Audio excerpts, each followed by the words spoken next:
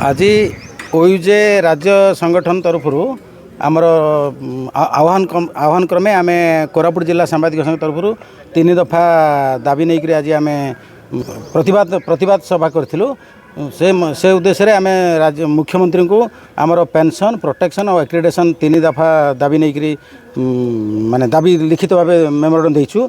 आज आमर सांबादिकर समस्या को लेकर आज जो माने राज्य रे जो रही समस्या जो रही तार पूरण पाई तार से दाबी उद्देश्य ही आम संगठन था आ कोरापुट जिला संघ ये सबु समय आगे रही आगू जीव सांबादिकर स्वार्थपाई जेकोसी लड़ाई करा सांबादिक संघ प्रस्तुत रही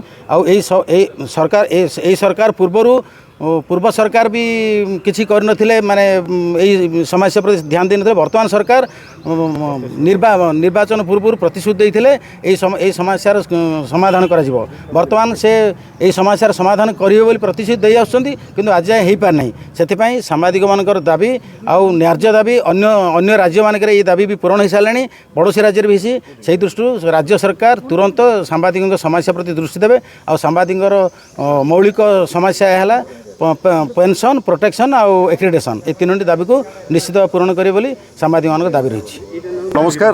आज आमर कोरापुट जिला सांबादिक संघ पक्षर आमर जिलापाल को दाबीपत्र दि जाता सारा राज्य दाबीपत्र दि जाऊँगी पेंशन प्रोटेक्शन और एक्रिडेशन आम दाबी करूँ।